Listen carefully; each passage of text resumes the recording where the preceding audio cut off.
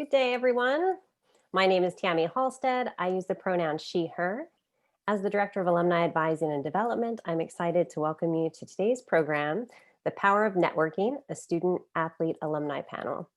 I'm grateful to have you with us and grateful to the F&M community for being in connection with one another and for being part of this year's virtual True Blue Weekend. Before I turn it over to my colleague, Kirsten Richter, for introductions, I want to share just a couple of things to help you engage with us during the program. Please note that during today's program, attendees will be muted when joining, and we encourage your interaction through the use of the chat box. So through the chat box, you're invited to share experiences and pose questions, and you can do that at any time during the program. To get us started, I invite you to send a message now sharing one thing you hope to gain from today's program.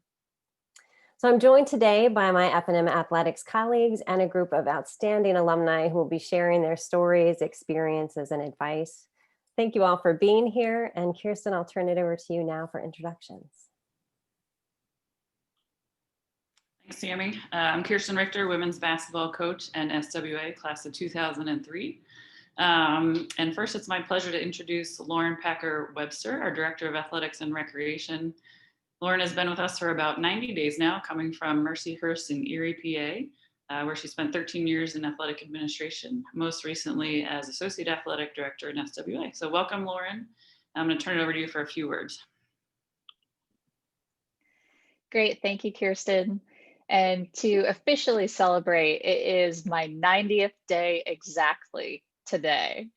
So I'm very excited to be here with the F&M community, with the alums, students, parents, and friends of F&M to celebrate just what has been a fast and furious start to my time as a diplomat, but one that has shown me how quickly individuals fall in love with F&M and with Lancaster. I've joked already that F&M needs 2 additional letters to add to its name. We need G and H, because the generosity and the hospitality that has been provided to not only myself, but my husband and 8-year-old daughter, it has made the transition during a pandemic that much easier. And so that is a testament to the community that you all have built and that you continue to build. And I'm just really excited and proud to be your diplomat leader. And as always, it is a great day to be a diplomat.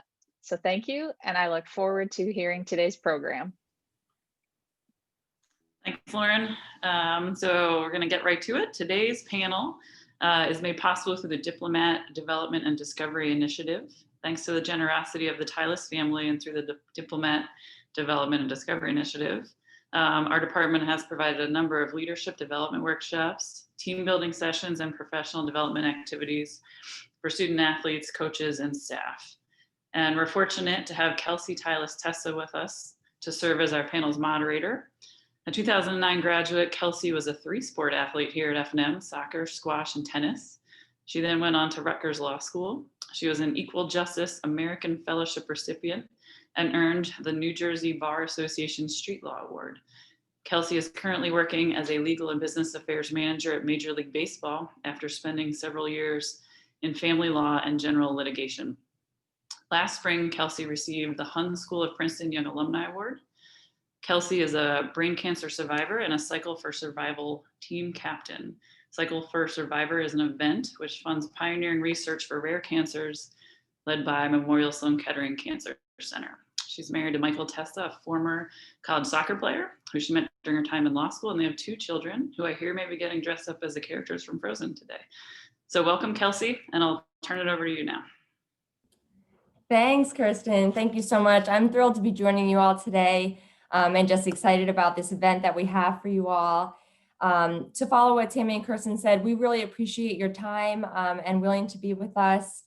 We know we have a wonderful program lined up and we hope you all enjoy it.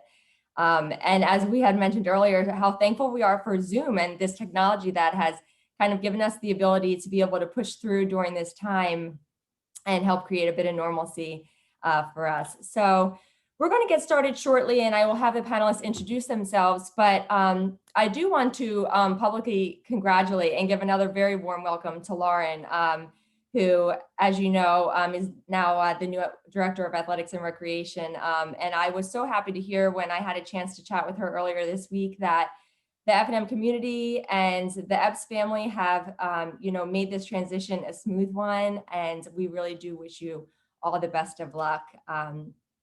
So turning now to our program, we have 4 fantastic panelists, all F&M grads who I will have them kick it off. So I think, Erika, if we could start with you, if you could please introduce yourself. Sure. Hey, everyone. Good to see you. Thanks for being here. Thanks for sharing your Halloween afternoon with us. And thanks to the organizers for bringing us all together. My name is Erika Linnander. I use pronouns she and her. And I'm the class of 2001. So very, very happy to be sort of back on campus in this odd time. I direct a group out of Yale called the Global Health Leadership Initiative. So we do management and leadership development for global health. Coming out of F&M, I was biological foundations of behavior. I don't know if they still have that. I was a BFB and sociology double major. So I'm really passionate about how you get teams, organizations working well together to achieve global health goals. So very happy to be here. Thank you so much. Edgar, I see you. Hi, everybody. I want to thank organizers for allowing me to be here. I'm the class of 2018. I actually wrestled at F&M, and I majored in public health, biology specifically. And currently right now, I'm actually working at a construction company, specifically in the restoration and water division as a project manager. Great, thank you. Katie.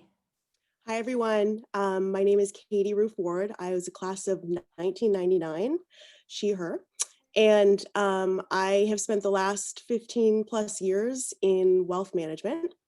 I'm with Wells Fargo. And recently spent 7 years on the alumni board. So it's nice to come back and always help out in any way I can with F&M. So thanks for having me and happy Halloween, everyone. Awesome, thanks so much. And last but not least, Levi. Hi, everyone. My name is Levi Schy. I use the pronouns he, him. Happy Halloween, by the way.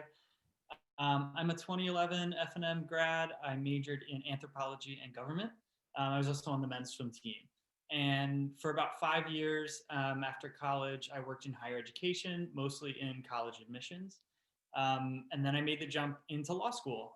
So I actually graduated this past May from Villanova Law School.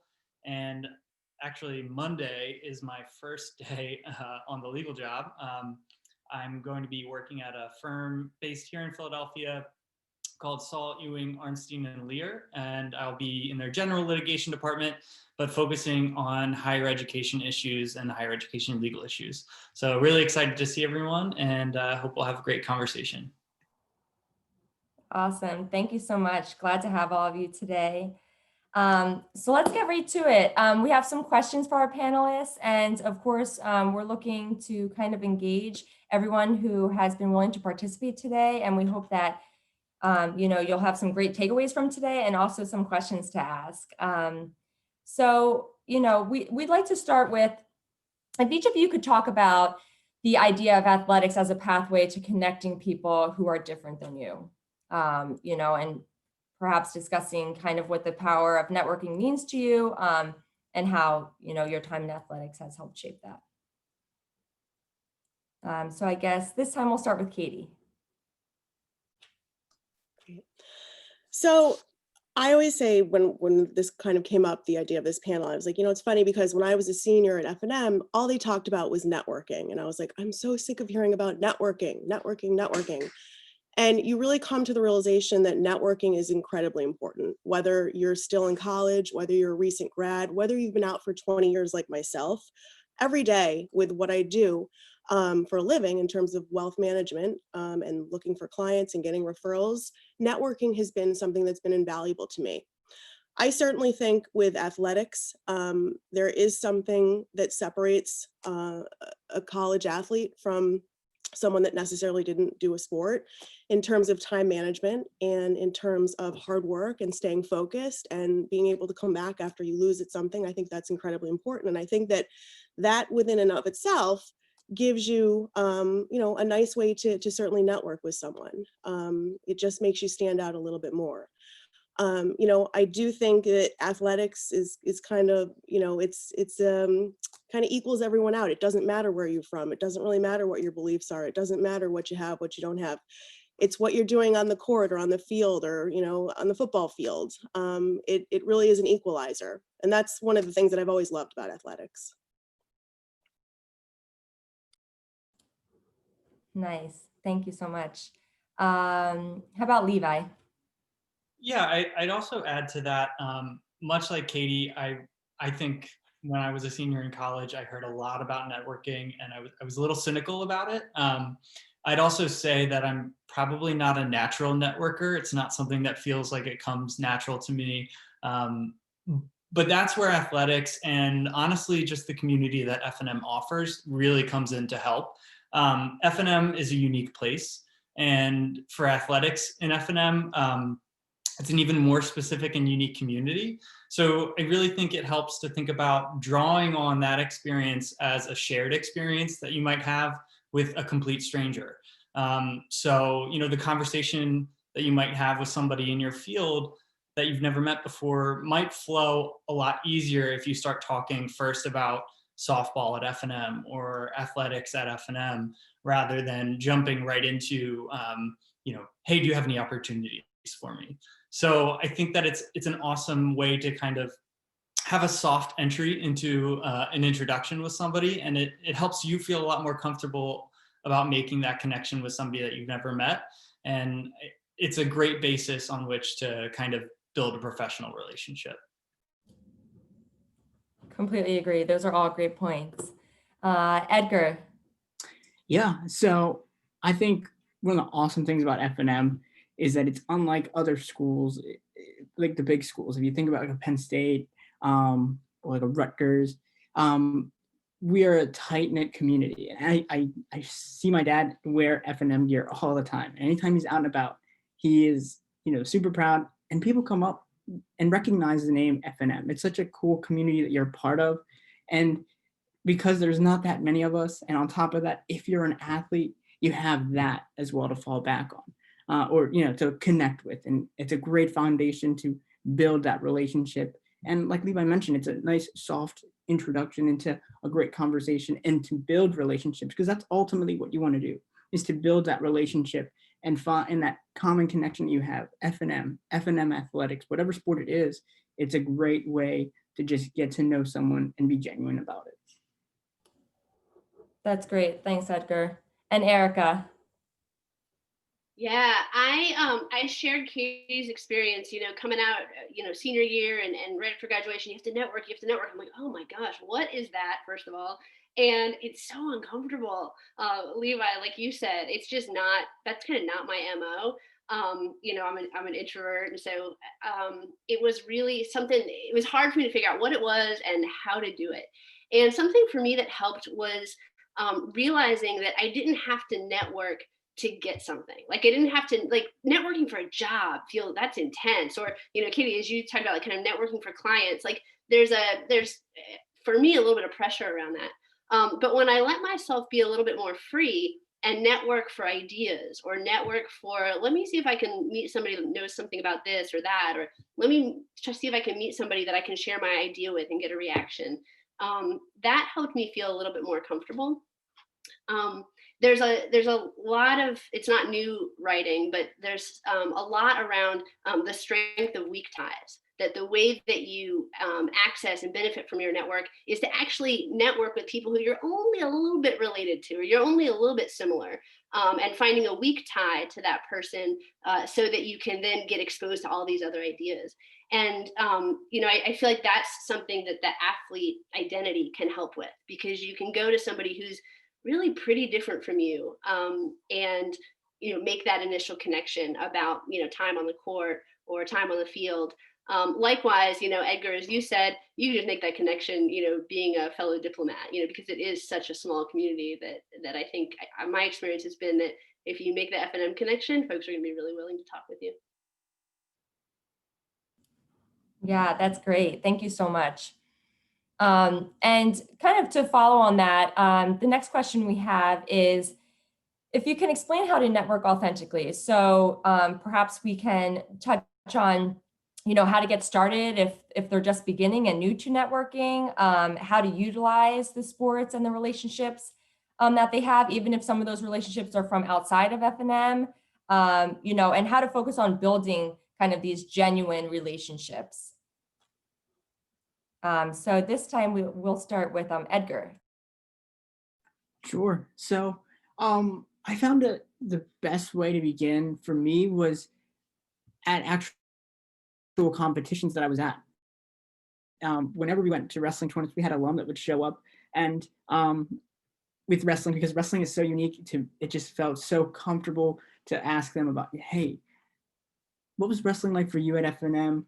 How has it helped you in your career? So again, you go back to that athletic background, whether it be the same sport or even a different sport, you want to start by asking them about their experience. We love talking about ourselves, let's be honest, but so it's a great starting point. Just get to know each other in that respect, see how your athletic and your experience at F&M has helped, lay the foundation and led you to where you are in your current path.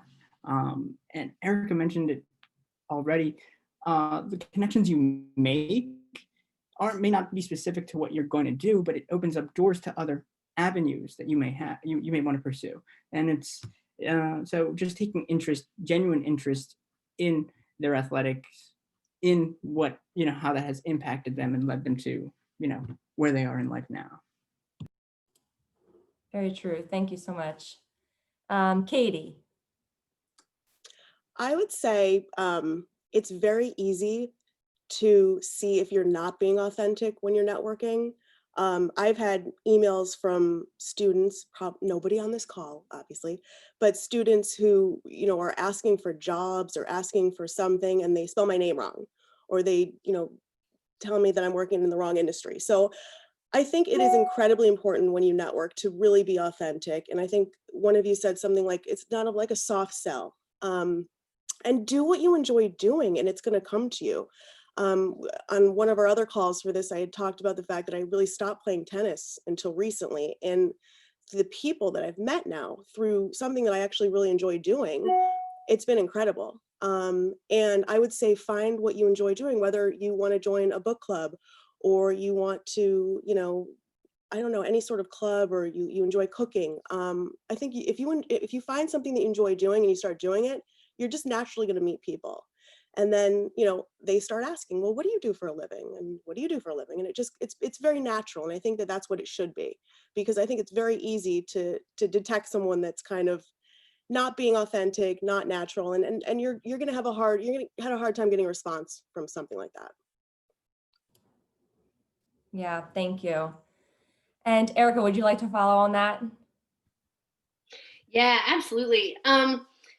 To me, when thinking about your question on authenticity, two things come to mind, and I don't know exactly how to put them together. So the first one is, as others have said, kind of going into the conversation really with curiosity and with, wanting to listen to what the other person has to say, as opposed to let me get in there and let me make my ask, and, just get in there and, trying to be curious about, Edgar, as you said, like, what was your experience like, or what was that like for you, or how did you get into what you're doing now, or just kind of asking those types of questions, and then being really curious, kind of staying in student mode and in listening mode and thinking mode.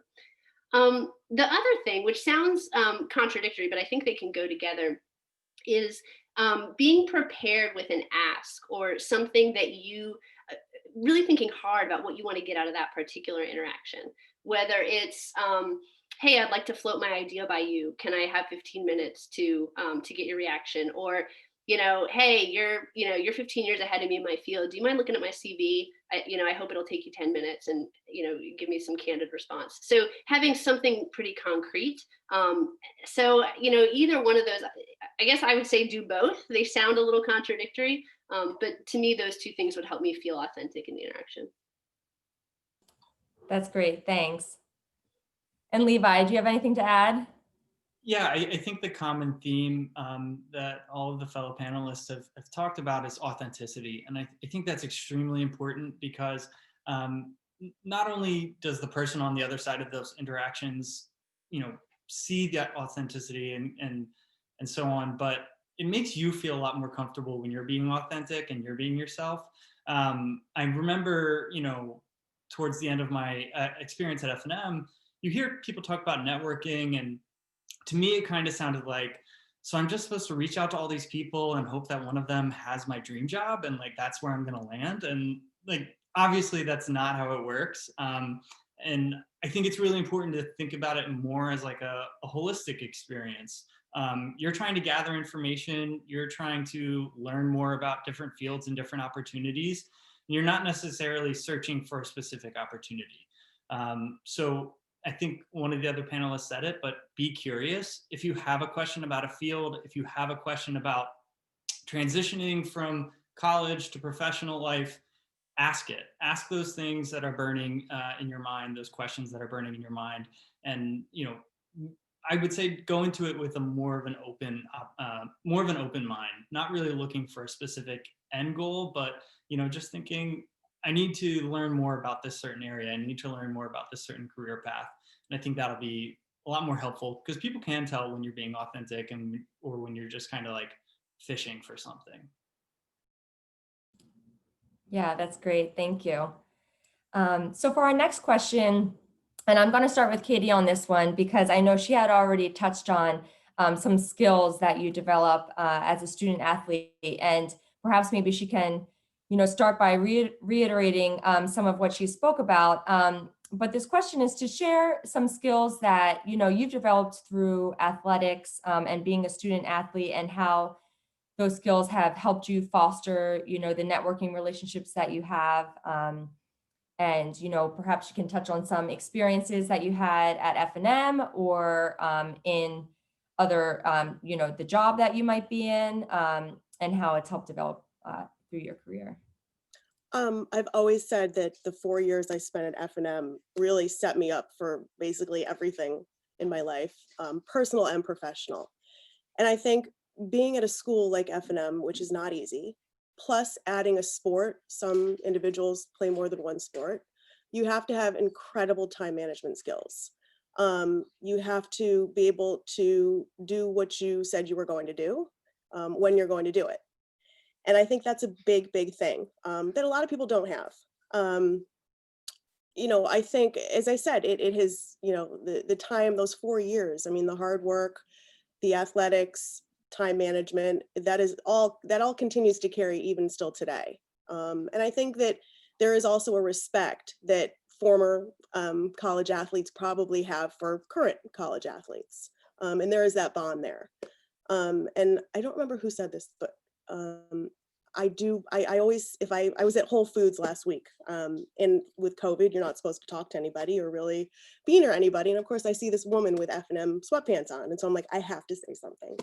So I did, and she was very sweet. It turned out her son went to F&M, and we had this whole talk, and he was looking for a job. And I said, well, here's my card, have him call me if he's interested. So there's definitely, small school plus add-on athletics to that. It's pretty powerful. Yeah, thank you so much. And Levi.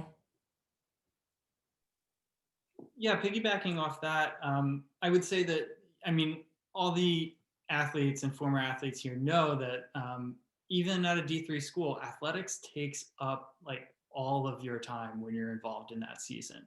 It's a huge portion of your daily life. It's a huge portion of what you do.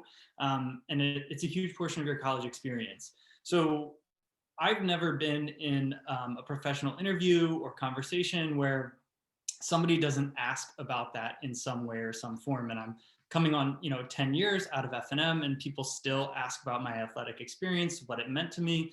So I think one of the biggest things is that you should be ready to think about what athletics meant to you and be able to articulate it. You want to show that athletics at F&M is more than just a way to occupy your time, but be able to articulate what that experience means to you, and more importantly, what you've taken from it.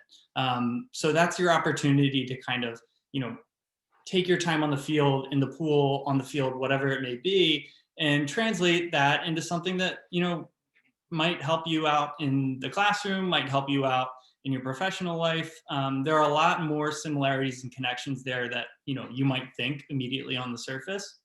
So to kind of like have that in the back of your mind, spend some time thinking about that, and to be able to articulate it is really important, because, the time that you've spent working in whatever team you're on has definitely helped you develop in more ways than just athletically. So it's really important to think about that and be able to communicate that too. Very true. That's great. Thanks so much. Erika.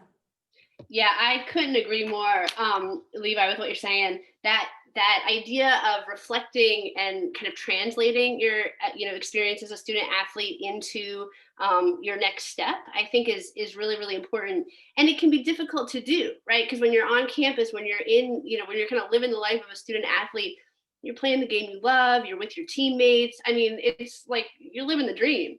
And so to take a step back from that and think about, well, what really are the skills that I think could translate into my next step is really valuable. Being ready to go into a conversation or go into an interview with those.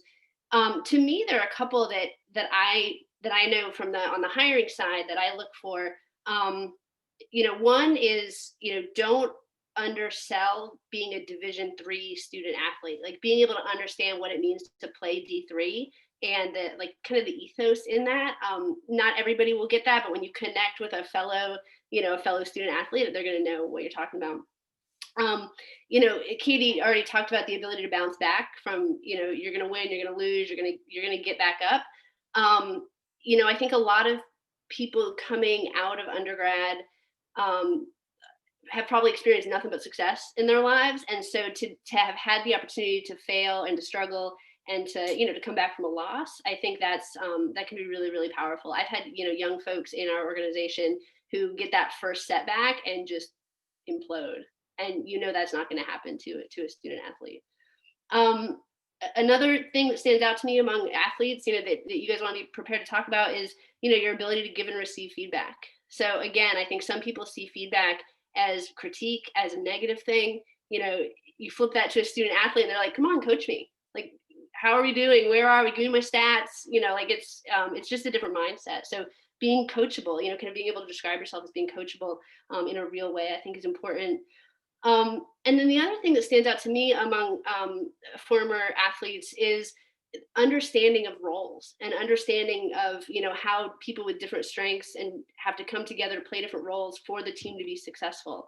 And again, that's, especially for the the team-based experiences, that's something that I don't know where else you learn that. I do a lot of management leadership training. We get very experienced professionals that do not understand what it means to be on a team where different people are playing different roles. And so, to be able to come right out of college and describe that really concretely is a huge asset. So those are just a couple things that come to mind as you think about, as Levi was saying, be ready to translate, be ready to articulate the strengths that you have. Yeah, all great points. Thank you so much. And Edgar. Yeah, so one of the things that I love about FNM, and I heard it going into it, like, it's going to be tough academically, you're going to have to work very hard. And then on top of that, you add your athletics, right? So as athletes, you're going to be under a lot of pressure, especially during finals times, or midterms and everything. So you've become accustomed to working under that pressure. So as you transition into, a professional career, that, you're accustomed to working hard even during tough times, and you should be proud of that. That's the other thing a common theme I kind of heard here too was, you should be proud that you're an athlete at a Division III school. Sports, no matter what level it is a very high commitment, and you should, own that. Be proud of that. It's definitely setting you up with great communication skills, because you have to communicate with your teammates, and you understand your game, and you're working hard, you're under pressure during those tough times, and you can handle those. So FNM is definitely preparing you in multiple ways because of the combination of athletics and academics. Very true. Thank you so much. That's great. All good points from everybody. So Next, we'd like to hear a little bit about what advice you might have for the fellow athletes who want to make the most of the F&M network. I'm not sure if somebody wants to volunteer to go first, but Sure. sure, Edgar, that's great. Just because recently Ospagod has been super helpful. So this past spring, I was making the transition from working in Lancaster to my position now. And I did not realize how awesome Ospagod is until I started to utilize it. And Tammy is incredible. She's so helpful. We have so many good resources here with, Ospagod, our True Blue network. Those tools are at your disposal, and you have some great staff to help you with that. So that I highly recommend it. Great. Levi? Yeah, I'll certainly echo what Edgar said. When I was thinking about leaving my job in higher education and going back to school and going to law school, it was a huge decision. And I actually didn't know that I could talk to Ospagod at the time. And somebody suggested it to me. I reached out. I worked with their pre-law advisor, even as somebody who had been out of college for 6 years. I was still thinking about pre-law, and they worked me through it, helped me on my application, my essay, what schools I was going to apply to. So that was a huge help. So number one, always feel free to draw on that F&M resource, that F&M experience, and feel free to ask for help, because there's a lot of things that you might need some guidance on. And secondly, I would say to be open-minded about what your network can mean. I swam with someone who was 2 years older than me. They went to law school right out of college. So by the time I was thinking about going to law school, they were already graduated and a few years into practicing as an attorney. It was somebody that I had never really thought of as like a network, because we were friends. We had hung out together in college. We'd swam together. But I asked her to get lunch just to chat about law schools. She told me all about her experience. And for me, that was really valuable, because it was someone that I was comfortable with. They were comfortable with me. She was completely honest and candid with me, and I could be honest and candid about what my concerns were and what real questions I had. Just so happens that that person also worked at the firm that I will be going to, this coming Monday, and worked in the area that I was interested in. And, it didn't feel like a networking situation, because it felt very free flowing, very comfortable. She kept in contact with me throughout my law school experience. We talked about professors that we shared, and so on and so forth. And, I ended up spending a summer after my 2L year at that firm, and she was there at the time, and she was a fantastic resource for me. So this is a person that I never really thought would become a colleague in that sense, or a part of my network, my professional network, because it was just a friend. So I would say to kind of like stay open-minded about what that definition of your professional network may be, because even though you think it might be the person who graduated 20 years ahead of you, it could be the person that you're next to in practice every day. And that could be an extremely valuable and helpful and comforting connection to have as you're kind of making your way through that postgraduate experience. That's a really great point. Thank you so much for sharing that. Katie. I would say be ready to put the work in. It's not easy. It's not easy, obviously, to find a job, and then you add what's going on in the world to all that. I will reiterate that Ospagod is amazing, and what Tammy has done to build up Ospagod is pretty incredible. So use it. It's there. It's a resource. I would also say have a plan in terms of what you want, or what you don't even have to know what you want, but have a plan in terms of what you think you want and research that. I've had students and recent alums say, well, I want a job in finance. And I'm like, well, there's thousands of jobs in finance. So I don't know how you got to kind of narrow that down. So I would do your research within any industry. and have a real idea of what you really want. I would also say one of the most wonderful resources besides Ospagat is LinkedIn. It's basically your resume, everyone's resume up on the screen and all their connections. And I think that's pretty incredible. So even if you make a connection with someone and it's not the right fit, or there's not a job opening, ask them if you can link them in, and if they'd be okay with you going through all of their connections. And if there's anyone in their connections, would they be willing to introduce you that way? So I've seen that work nicely as well. Thank you. And Erika, do you have anything to add? Yeah, just to echo on the social media and kind of thinking about use of social media. I feel like I would say join every special interest group you can. Any identity group that you have, get in that group on LinkedIn, on whatever other platforms that you're on. That's obviously a very personal decision. But it's those special interest groups are where you're going to meet people where you have that loose connection, where you have like, oh, I can. I have one interest, and then we can build the relationship from there. So, I think just getting into those groups can be quite helpful.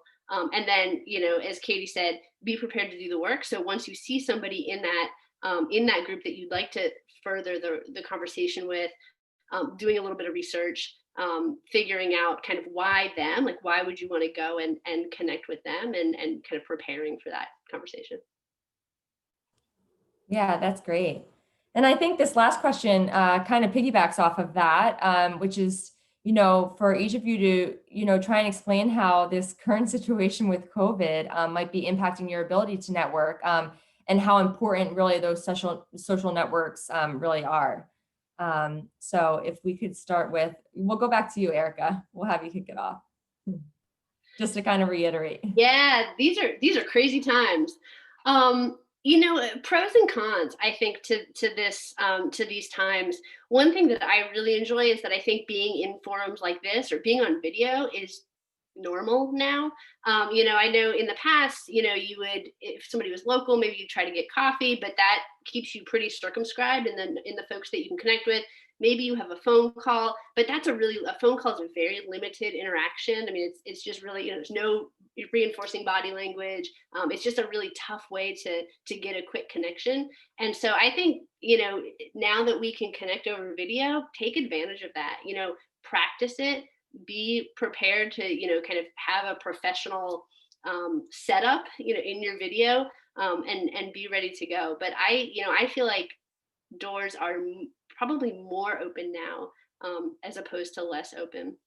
The other interesting thing, and I'd be curious to know from you guys if you've experienced this as a positive or a negative, I think because of the video and because we're all at home, basically, you see it's a much less curated experience, right? You see, we were talking before the session opened, like the kids are going to run in, there's going to be, you just kind of see people's life a little bit more.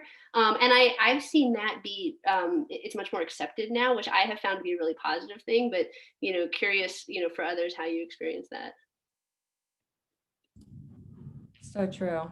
Yeah. Thank you so much. Edgar.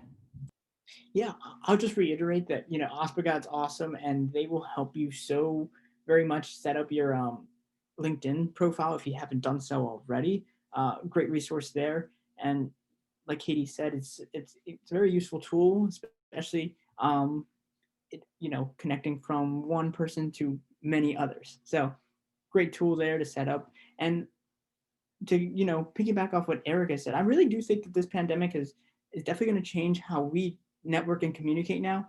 I feel like video is now so normal, and it might be just the best way to do, have conversations now. Instead of going to a coffee shop and having a cup of coffee, you might end up just having a Zoom call, have a cup of coffee on Zoom and talk about your experiences and, careers or whatnot, So I think although it started out as just an awful situation, some good things are coming out of this, and I think Zoom conversations and networking is one of them.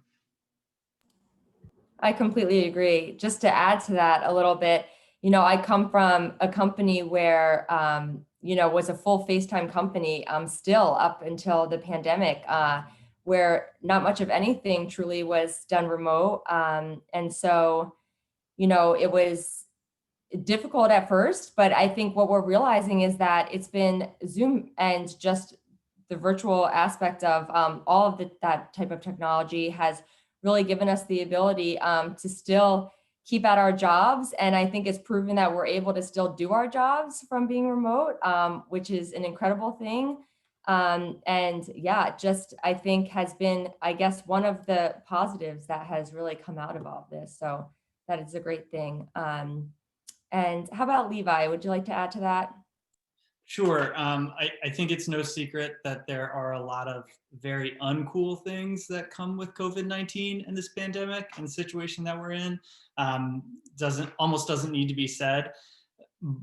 But there are some things that are pretty interesting that are happening as a result, and some developments that are pretty cool as well. A couple of my co-panelists have mentioned, but the legal field specifically has a reputation for being really, really slow to change. Work from home or teleworking was not really a thing for a lot of law firms, but this situation that we've all found ourselves in has really pushed people to do so and to kind of grow and do some adapting on the spot. So I'll be starting work from home for a law firm, from this seat, which will be really weird. But it kind of goes off of another point that I have, in that one thing that's kind of connecting all of us right now is the unknown. So if you reach out to somebody who's decades ahead of you in their career, they're experiencing that same feeling of unknown and uncertainty in their field as well. And everyone in their field is facing that kind of on-the-spot problem solving, that sense of unknown. So when we talked earlier about how F&M and athletics can be a point of connection between people that you don't know, I mean, this weird situation that we found ourselves in can also be a point of connection. I'm sure that the person that you're talking to, even if they're 20 years your senior, is going to be pretty interested in what it's like to be going to college during a pandemic. So they're going to be interested in your story, knowing how you've been adapting. And on the flip side, you're probably curious about what's going on in that industry, what their business is facing, what kind of changes are coming down the pike. So in the time of COVID, in the time of this pandemic, yeah, there's a lot of awful stuff going on, but it's also something that we can all connect over and, kind of use it to your advantage in terms of networking, making connections, and building that network. Absolutely. Thanks so much. And Katie, do you have anything to add? Everything that was just said was amazing. I would just add that I do think, this has not been fun at all, but I do think people have become nicer. And I think that's a good thing in a lot of different aspects. And I would just say, I will tell you, individuals are getting jobs and companies are looking for people. So stay positive and do the work and things will work out. That's great. Thank you so much. We appreciate all of the input and thoughts that you've shared with us today. I think this has been really great so far. And I think now, Tammy, am I kicking it over to you for some Q&A? You are indeed. Thank you, Great. Edgar, Erika, Katie, Levi, and Kelsey. Really appreciate that valuable discussion. And we do have questions that have already been sent in from our attendees through the chat box. And I'll encourage folks to continue sending those questions. And so I'll start with the questions and I'll open it up to anyone on the panel who wants to respond. And Kelsey, welcome your responses as well. So the first question is, for someone who's new to networking, what is the first step you would recommend to get started?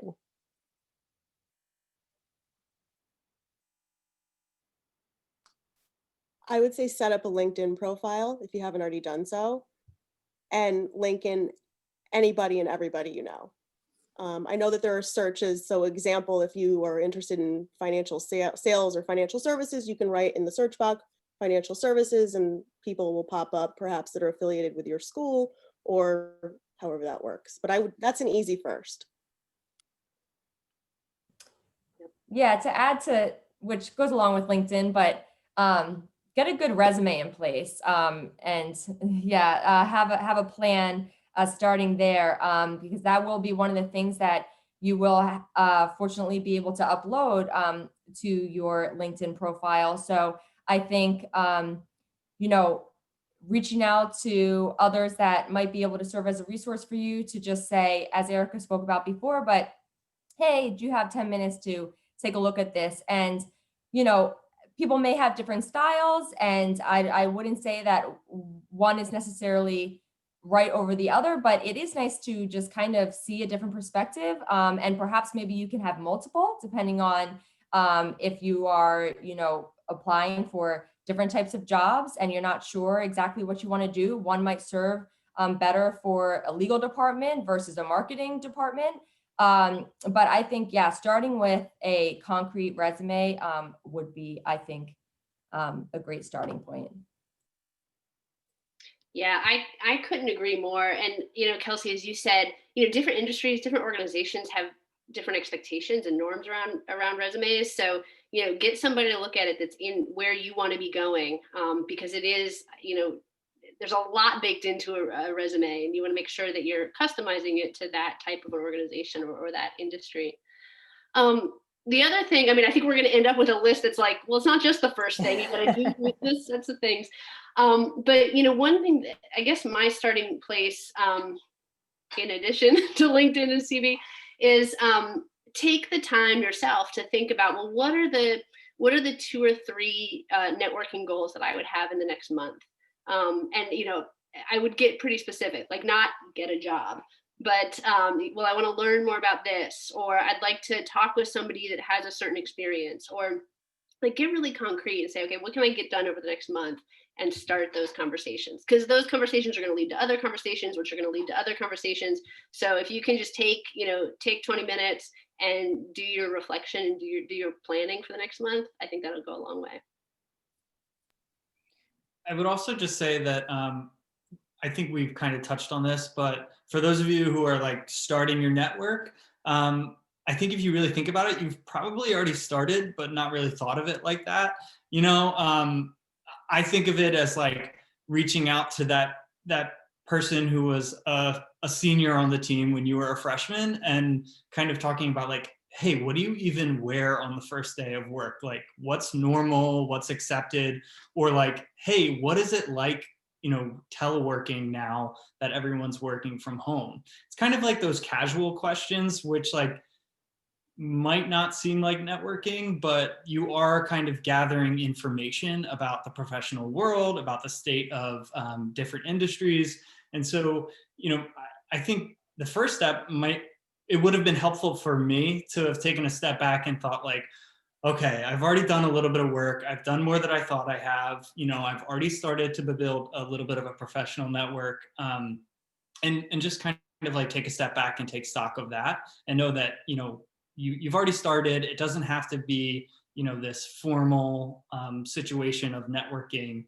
You've already got a group in place, and just start to gather information from there. Yeah, just to piggyback back off of that is just do some research. I know Katie mentioned there's tons of fields in finance, so you want to be specific in what you want, and so that way you can, when you write your emails or messages that you're going to be sending out to networks, what you're going to be saying and what you're going to be talking about. Last thing you want to do is, say the wrong thing, like in Katie's experience. Yeah, one thing, and I don't know if you guys agree with this, or maybe you have a different perspective, with the LinkedIn, Katie, you talked about, get your profile set up and then search and find those second degree connections, or, find those additional connections. And I have found with that, it gives you the option to add a note, like why you're connected to that person, or why you want to have that connection. And I find that to be really helpful, because I think if I got a connection, maybe even from somebody at F&M that didn't have the note and I didn't really know who they were, I'd be like, what's happening here? But if they just said, hey, you know, I was a swimmer and you came up as a secondary connection, and can we link? And I'd be like, oh, totally, sure. You know, it's just that like one more step to describe to the recipient why they want to connect with you. Yeah, great advice, everyone. Thank you. And Erika, as you said earlier, maybe it ends up that there's not one specific step, but there's this group of things that people can choose which one is the best first step for them. I also love that you guys were talking about, you know, it almost sounded like two different types of networking or multiple types of networking, where in one case, you know, Levi was referencing, you know, who are the folks that you can have those conversations with where you say like, look, I'm just getting started. I don't know what's going on. Like, help me figure this out. And then other networking connections that might be more, you know, require more of that research, or that you don't talk to until after you've had some of that other conversation or get a little bit of clarity. Like Katie and Edgar were talking about, like making sure that you have all of those answers. So I think that's really interesting as well. And I don't know if I could just piggyback on that. Yeah. And Kirsten, I don't want to put you on the spot, but your coach as a resource also, you know, because, you know, your coaches have been around, they've had alumni group, you know, they've had cohorts of athletes go through, and just making sure that they know what you're looking for. You know, I suspect your coaches would be willing to make connections for you. Yeah, absolutely. And I've had it in reverse. I've had an alum reach out to me asking if any current players were interested in particular positions as well. So yeah, coach and that type of mentor can be a good conduit for networking. Very cool.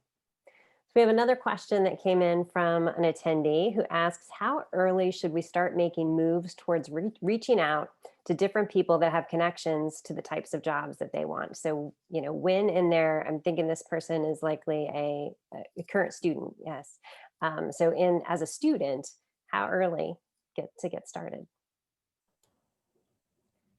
Yeah, it's never too early, I don't think. You know, you might be sitting there thinking, oh, I'm only a sophomore, and, you know, I was planning on just maybe my lifeguarding job this summer back at the pool. But, you know, it's never too early to, you know, contact either, whether it be alumni or, as Levi has, you know, mentioned, just other peers too, people, and see what they're up to, and, you know, how they might end up being a resource for you. So I think, you know, while it might seem that you don't think that it's, you know, about time to have either the, you know, kind of the job that you are planning to land after college, I don't think any of that matters. And, you know, it's never too early. You're not too young. And so I think, you know, as soon as you can get on it, you know, you'll only gain more experience and have more conversations and meet more people the earlier you start. So yeah, I think maybe right after this call, everyone get on it now. Yeah, I agree. To me, that gets back to this idea of networking for enrichment as opposed to networking for a job, because you might not be looking for a job right now, but you will be at some point. You know, and thinking about, you know, maybe you're a sophomore and you might open up an opportunity for an internship or a practicum, or maybe just a class project where you could do something that's a little bit more applied, or that's grappling with a real-time issue as opposed to the case study that's provided through the class. So, you know, just thinking, if you take the mindset of, I'm going to network so that I can get a broader understanding of the world. I mean, that's what liberal arts is trying to do. Then all of a sudden if you have that mindset, you should be networking always, because you're just trying to be an engaged citizen and an engaged scholar. I would also add to that, don't think that your first job in college is going to be the job. And I wish somebody told me that 20 years ago. The first job after college, it gets you in the door. And if you feel like you want to be, I use the example because that's really all I know, in finance, you know, I wanted to be at a huge company. I just wanted to get in the door as an employed human being. And then I could look around and kind of figure it all out. So I would say don't put too much pressure on yourself for that first job. It's most important to get a job upon graduation. And if you can get into a big surrounding or big company, all the better. And also don't get discouraged. You're going to get a lot more no's than yeses. That's just how life is. And I also think that you also have to remember that it does feel good. I think all of us would agree we do want to help. It does feel good when you make an introduction to someone looking for something and it works and they do get hired. It's a great feeling for everybody. So that's a good thing too. And I'll also just add, the types of questions that you're asking are likely to change as you go through the process, as you get different experiences under your belt. You know, for example, again, when I was thinking about leaving my job and going to law school, I looked for people that I knew and that I trusted their opinions, and people who had experience either going to law school or working in the legal field. And I just asked them, you know, about their experience. But then after I made the decision to go to law school and I was in class, you know, then I was keeping up with those people to ask about, you know, study tips and preparing for exams. And then it became, you know, looking for summer jobs. And then eventually it became, you know, looking for a full-time job. So, you know, that idea, I think Erika talked about, you know, exploring, being curious, building your knowledge base as kind of your driving motivation behind networking is really important, and it'll serve you well because those questions, those things that you're looking for will evolve and change. And then, you know, you'll kind of have that built-in network already there because you'll have people that you trust, you have that foundation with them, and, you know, and there will probably be times too where it switches back and they might ask you some questions. They might rely on you for some things. And that's really, really cool, is to be able to reciprocate that at some point. You know, so just kind of keep an open mind in that sense. Yeah, never early to start again. And it's really great when you build those relationships early because you may find yourself down the road, you've had this great relationship with someone, you haven't talked to them for a bit, and hey, it's an easy way to, you know, I guess reintroduce or just reconnect, you know. So when you build those connections, you know, freshman year, and then come senior year, you already have a great rapport with, you know, such a person. It's easy to open that door again. So absolutely never too early to start. Thank you all. Great responses. So we have a question related back to something that came up early in our conversation, and that is about the takeaways of being a student athlete. And so for each of our alum, could you share, like, you know, you mentioned a lot of kind of broad things. So I would like to know, like, what's the biggest single takeaway from being a student athlete that you still carry with you right now?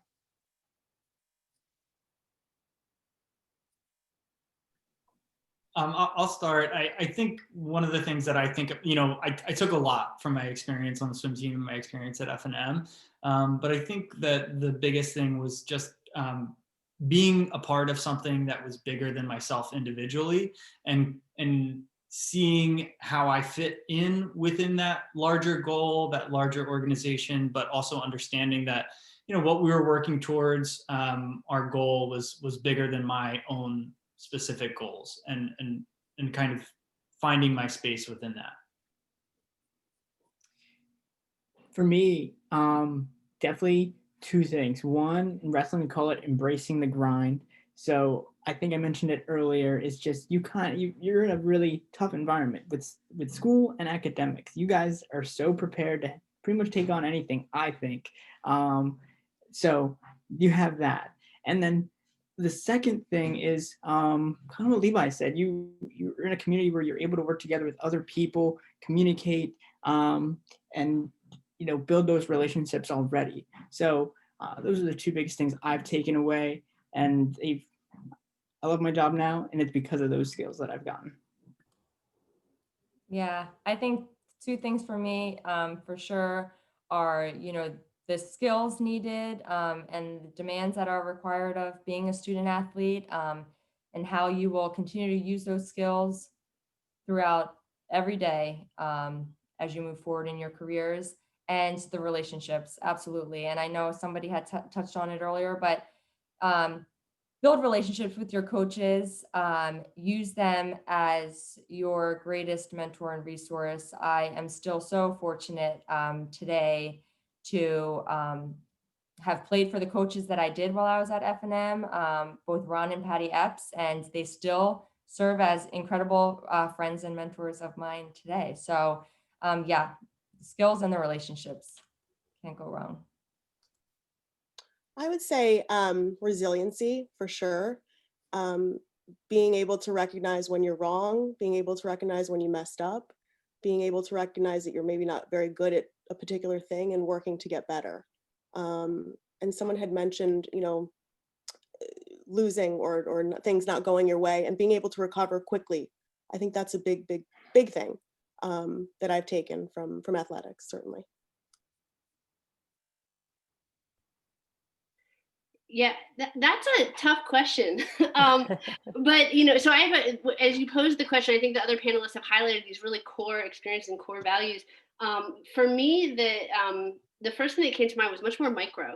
So in my experience, when I was a student athlete, I had a coach and some teammates who were really involved in social justice work. And, you know, F&M being a predominantly white institution, you know, had and has a lot of work to do on that front.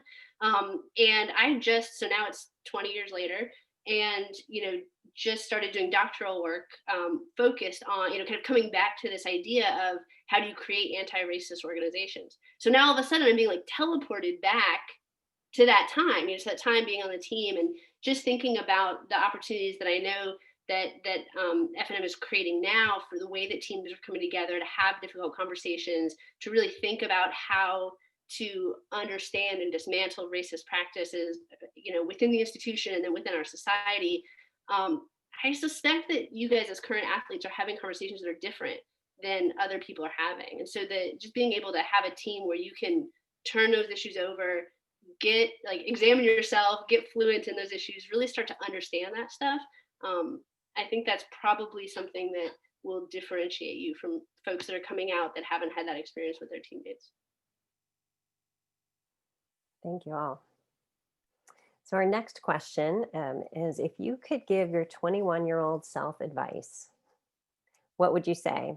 And this is in the context of someone who feels like there's a lot of pressure today for folks to know exactly what they want to do out of college, but also kind of the realization that most people don't. So even though there's this pressure, there's this disconnect of like, but nobody really does. And so speaking a little bit to that, what advice would you give to your 21-year-old self? Edgar. Easy. You don't need to know what you want to do for the rest of your life. I'm in a field that I didn't even consider or think about while at F&M. So you don't have to know it all now, and just be open and curious about the different avenues that are out there for you.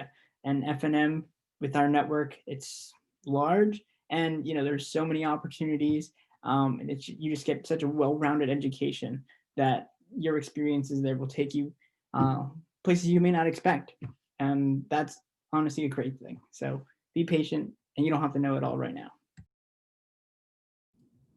Yeah, that's a great point. I was going to say, to piggyback off of that, to be open-minded, take advantage of all the opportunities that maybe not only just F&M, but also Lancaster have to offer.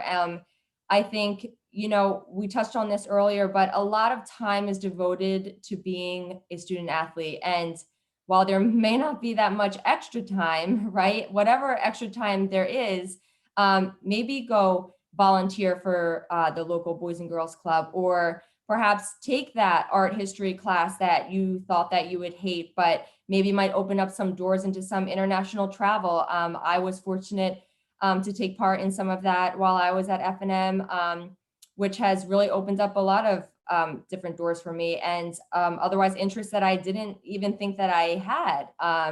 So yeah, be open-minded. What you might think you're interested in today could change tomorrow, and that's okay. And I think the more opportunities that you give yourself, you know, the more you'll realize what you're interested in. Yeah, I think if I could give myself advice, at 21, it would have been definitely go to the career services office, which is what it was called at that time. But because I didn't even have a resume, so I needed to get on that. But more generally, I think more having a mentality of jumping in full force into whatever you're doing is really, really important, and it's going to give you such better experiences than the opposite. I remember, my junior and senior year at F&M, everyone was talking about their plans. People were saying, I want to go into med school, I want to go into finance. And I just remember thinking, like, how are people so sure? How does everyone know what they want to do? Like, what's wrong with me that I just would love to spend another 3 years here at F&M instead? But honestly, like, it took me a while to figure out that those people weren't necessarily more or less sure than I was. They just had a different mentality. They just had a different mindset. And I think something that Edgar said really resonated in terms of like embracing the grind. Just do something. When you graduate, do something and do it full force, 100%. It might not last forever. It might last forever, and that's fantastic. But chances are you're probably going to develop and change and evolve and do different jobs. But the time that you spend doing that specific job, you want to be able to look back on it and say, hey, I learned all I could. I made all the connections that I could. I did my best while I was there. And so I think that's my biggest piece of advice is just whatever you're doing, do it fully. And don't worry too much about, hey, this isn't what I want to be doing for forever, because chances are you won't be doing it for forever. Yeah, I couldn't agree more. It's really easy to look backwards and be like, oh, of course I see the thread that connects all these experiences. But in real time, there's no way. So yeah, similar to what Levi said, just do what you're doing well and immerse yourself in it and learn from it and take what you can from it.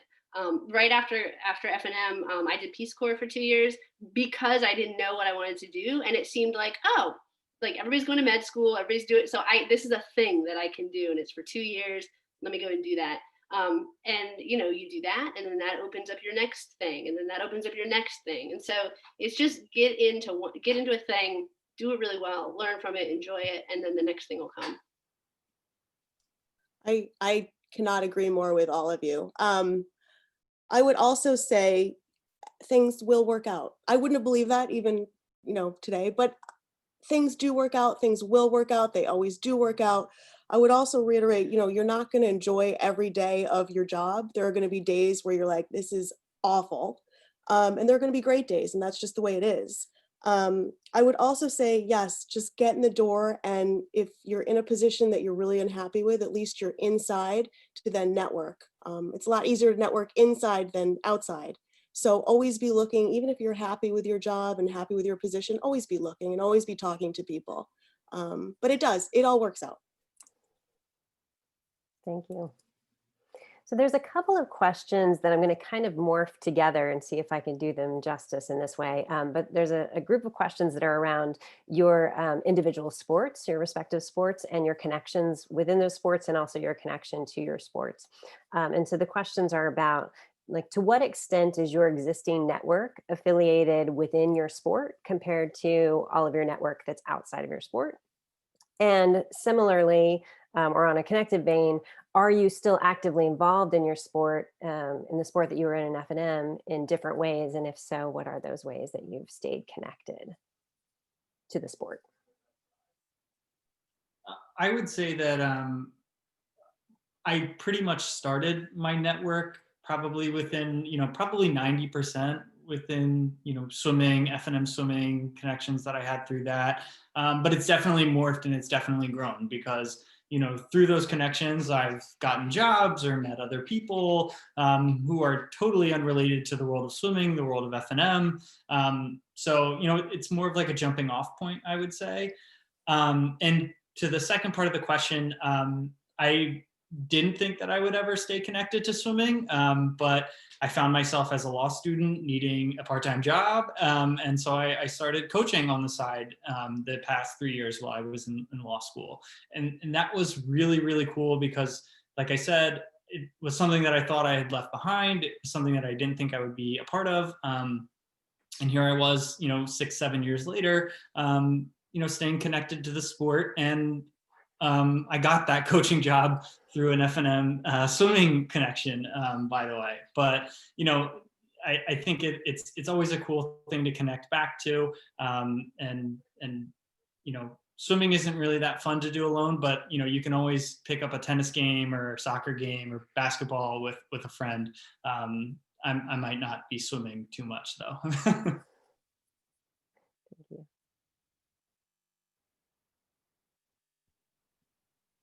Yeah, I'll piggyback on that, especially the transition between sports. So I played a little bit of tennis in high school, and when I came to F&M, Coach Epps kindly suggested that I work out with the basketball team. But I just recently, about a year ago, I was like, oh, Erika, you've got to get your act together. You've got to get, I really was not playing, I needed a team. And so started playing recreational tennis, and it's just been great. So I think that, the ability, kind of translating your athletic experience into something else, I think it still gives you the confidence to kind of walk onto the court, know how teams work, like to just get into it. So that's been really, really fun. Am I still connected to the sport? Mostly, in service to the school. So I'm definitely not playing basketball right now. That probably wouldn't go very well. But we were in prep for this conversation, I was saying, look, if Coach Richter asks for something, definitely I'm going to do it, so it's just, it's a really nice concrete way to stay connected to F&M.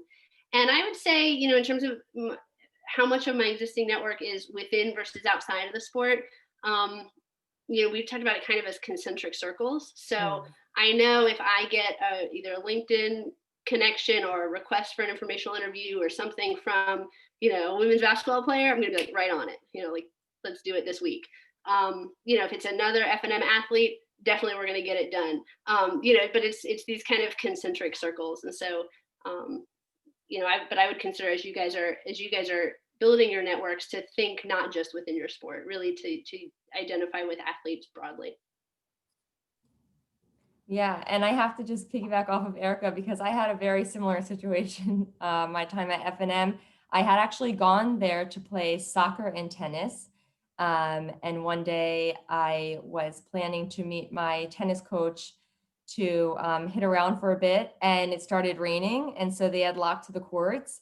And I went inside and I ran into Patty, who said, oh, Ron's downstairs. He's at squash practice. Why don't you head on down there? Here's a racket. I think you should pick it up and play a couple games. So that's how I got introduced to squash and ended up playing varsity squash for my sophomore, junior, and senior year. And it was an incredible thing, something that I, didn't plan for, and something that I didn't expect would happen. But it was some of my best and favorite experiences at F&M. And while I may not have such a resource in my exact sports other than, playing a game here and there, I have now found myself working in sports for Major League Baseball, which has been really interesting. And it's been great to be back around that kind of sports community and camaraderie. So really enjoying that.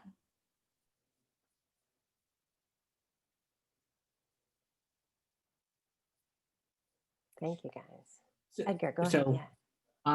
I will say that most of my network is made up of wrestling individuals. It's just such a tight-knit community. And admittedly, I started networking relatively late. Like junior, senior year is when I really started to see the value in it. So right now, a lot of it is focused in wrestling, but I think Katie mentioned this earlier. Once you're in the door, so in my current position, I have plenty of opportunity to meet with many clients that we have now, and it's a great opportunity to network then. So although you may be able to, whatever sport you're in, that connection might lead you somewhere. Once you're in the door, take advantage of those skills that you're developing and network outside of that realm as well. And right now I am coaching at Malvern Prep So that's been a lot of fun. I still get to wrestle some with some high school and even, 5 and 8 year olds. So that's really fun. Very cool. Katie, do you have anything you'd like to add about your My business partner, who I've been with for the last 15 years, is a huge tennis player. So clearly he didn't hire me for my financial knowledge, I guess, But it's been great. I think with tennis, it's a little bit different than perhaps soccer or wrestling or swimming, in that, you can do it. You can do it your whole life. It's easier to do, I would say, in terms of meeting people and and growing within. It's a very organic and nice way to do that, because I do not play golf and I don't like to play golf, and you got to find what you like to do. It's a lot easier and it's a lot more organic to do it naturally. So thank you. So we have another couple of questions that, again, I'll try and morph together because they're similar, and hopefully I can catch the spirit, the intended spirit. Although if I get any of this inaccurate, whoever sent the messages, please resend and redirect me. But there seems to be a theme around questions of the balance between being purposeful in networking and being very researched and talking to someone for a reason and knowing why you want to talk to them, and being authentic, and feeling like sometimes being purposeful feels like you're putting too much into it and being inauthentic. And so we have a couple of questions around that, and just wondering if anyone wants to share some advice about the intersection of being purposeful or directed in your networking and being authentic. So being on the other end of it at this point, I will say, like, we want to help. I'm pretty sure it came up in a conversation earlier, but we want to help. So honestly, obviously it's easy to tell when somebody's not being genuine, but like, when you're just curious and you having a nice conversation, it'll lead somewhere. And like I said, we want to help. We want you to help open doors for you. So just having just good conversation, taking interest in, what our sports and what our experiences at FNM have, done for us. We'll take that same interest for you, and seeing what you want to do, where you want to go. So honestly, ultimately, just be relaxed, just having a conversation is great, because remember, we want to help ultimately. Yeah, I know Erika had mentioned earlier, to have an ask, right? And, whether or not that's too forthcoming. And as Katie mentioned, we receive a slew of messages, asking for the job. And I think perhaps it's good to have the ask, but maybe the way you ask, right? How you're going to approach that ask. So I think for me, receiving the message, "Hi, I saw this job opportunity and I'm looking to know whether or not you're hiring. Here's my resume," versus, "Hey, I saw you're an FNM alum. I'd love to have a few minutes to chat. Could I, get your email or your phone number? What would be a good time for you?" And then perhaps maybe, just kind of opening up, the discussion to be, and that little bit of a welcoming message, being the icebreaker to then what the ask is, which might be about the job opportunity that's open. But again, I just think approaching, how you go about and how you ask, and the tone, I think is a lot of the networking. So Thank you. Yeah. And I wouldn't necessarily see them as being opposed. So I don't want to extend the metaphor too far, but it's almost like, you have your game plan, right? You do your scouting, you get your game plan, like you do your work, and then you get on the court and you're in that moment. You are being fully authentic. You're in the flow, you're in the game. And so to me, they're not antithetical to each other. I actually feel being on the receiving end of an ask, I find that if the ask itself can come across as being very authentic, because then it tells me, oh, what's this conversation about? So if somebody contacts me and says, can I have 15 minutes to talk about, your career path from F&M to where you are now? Then I know what we're gonna be talking about. It's gonna be a really comfortable conversation. It's gonna be fun. If somebody approaches me with an ask for something about my career path, but then they're actually asking for a job, I'm like, whoa, what are we doing here? So I think doing that prep and having an authentic ask, or hey, I have a crazy idea, can I pitch you this idea and get your reaction? Whatever that ask is, I think can actually up the authenticity, because then everybody in the conversation knows what's happening and can participate fully.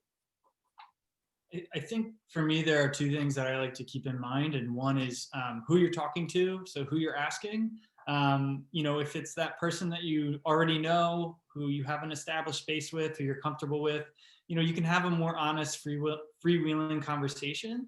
Whereas if it's a totally new connection and somebody who's maybe more established in the field, you might want to be a bit more researched, a bit more formal, and go in with a little bit more of a plan.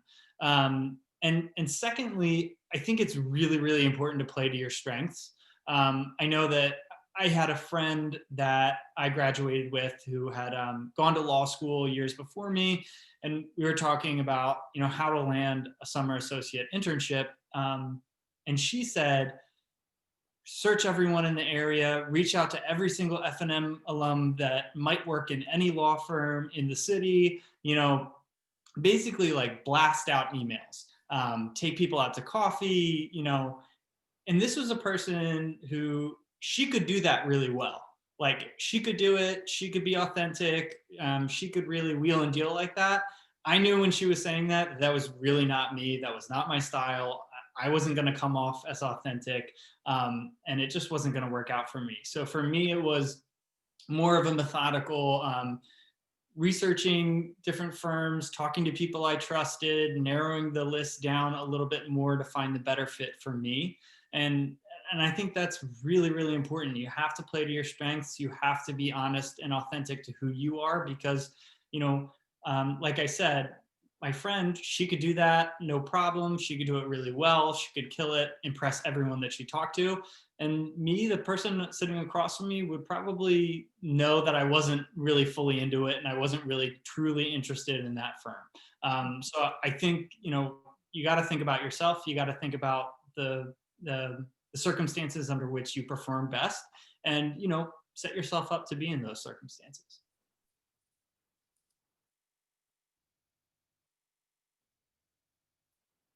Absolutely. Wonderful. Well, thank you to our alum for answering those fantastic questions, and thank you to our participants for sharing those great questions. Throughout this program, we've heard lots of valuable advice and wisdom, and now I'd like to take a few moments to introduce, or perhaps if some of you have already been on the True Blue Network, to reintroduce you to the tool that'll help you take action on the advice and insight that's been shared today. If it is new to you, the True Blue Network is an online networking and mentorship community that's designed specifically for F&M alumni, students, and parents. And through the True Blue Network, alumni and students can reach out to fellow alum and parents for building connections, engaging in conversations like the ones we've been talking about today, gathering groups to share affinities and interests. It provides a space to connect, build, and nurture the relationships among F&M alum, students, and parents. And it's also the place where our participants can find and reach out to today's panelists and moderator. So I'm going to share my screen with you to show a couple of ways that the True Blue Network can be valuable for you all. And so I'll just look for some confirmation. Can you all see my screen, the True Blue Network? Beautiful, thank you. So this is the homepage of the True Blue Network. And from the homepage right away, once you create your profile and log in, this is where you are. And right away, it starts making recommendations for you of folks that you can build those connections with and reach out to. And everywhere there's someone who's recommended for you, they're recommended because something in your profile matches. And so you can dig into their profile a little bit more to find out, what those matches are, but there's something in there that the algorithms within your profiles show that you're matching. The homepage also tells you about new discussion posts that have been included in the network, and we'll get to the discussions in just a couple of minutes, and new resources that have been posted. So your homepage really is kind of your dashboard for all the latest and greatest things on the True Blue network. The Explore the Community tab is where is really kind of the heartbeat of the True Blue network, and it's where you'll spend time to find and make those connections with people.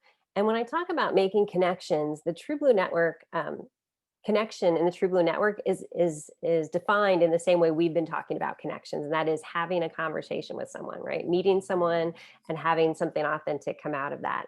And I mentioned that specifically because a lot of times I get questions about, well, is it a connection like on LinkedIn where you're clicking a button? No, it's not. So in the True Blue network, when you make a connection, you'll be invited to send a message to someone. And so in the Explore the Community, you can look right away for, again, some additional recommendations based on your profile. So you'll see here that because I'm in the F&M group, F&M Varsity Athletics, I have a whole line of alum who are recommended to me because they share that group. And so if I wanted to reach out to Beth or Jamie or Tara, I could do that right here. And by clicking on their name, you'd see their full profile. And by clicking the Let's Connect, you'd be able to send a message to them. So there's these recommendations, and then there's also this search functionality. And within the search functionality, you can search by industry experience, help topics, so things that folks have said in their profile that they'd like to talk about or that they have expertise in. And so if you're specifically wanting to find someone to help you prepare for an interview, then maybe you'd look at mock interviews. If you're having a situation going on where you need some conflict resolution support, talk about that. Industry field trends, so lots of different options for help topics. The identity fields, if you're looking for folks that share a certain identity with you, then you can search by them, these identities here. And under more filters, there's a lot of F&M centric content. And so of course, our individual athletics teams, Greek life, affinities include different alumni groups and student groups. And then we also have clubs and organizations as well. And so there's lots of different ways that you can look for those spaces where, like we've talked about today, there's a some affinity that you share, but your entire group doesn't overlap, your entire network doesn't overlap. So those loose or weak connections, or the power of acquaintance, right?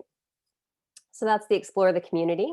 The other thing I want to show you is the F&M Varsity Athletics group. So groups offer a way for folks who share a certain affinity to come together in one place and share resources, have discussions, and connect with one another. And so by going to the Groups tab, you can see all of the different groups that exist. And we'll scroll down and click on the Varsity Athletics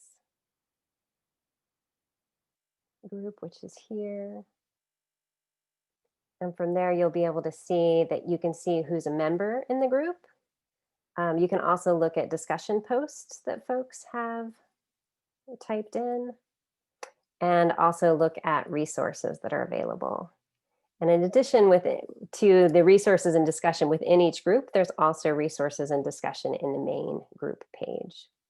And so that's just a quick overview. I wanted to give you a visual of the True Blue network. And I hope that, I trust that when you all will join, that you'll see the value and be able to really use it to implement some of the great advice that everyone has shared today. And so if you do have any questions, don't hesitate to reach out. But with that, I'll turn it back to Kirsten for our last few words. Thanks, Tammy. And thanks everybody for a really tremendous program. We heard themes of curiosity and listening, adaptability, authenticity, transferable skills. And I think all of our panelists and moderator were really able to articulate that and exemplify that. So big thanks to Edgar, Levi, Erika, and Katie as our panelists, and to Kelsey for moderating. Really appreciate all you did to make this happen. And thanks to our attendees. Hope you'll tune in to the True Blue Network, get connected, and reach out to your fellow alums and the panelists and moderator as well. We're all here to support everybody as we go forward. So thanks everybody. Have a good rest of your day. Thank you. Thank you all. Have a good one. Take care, guys. Thank you. Thank you.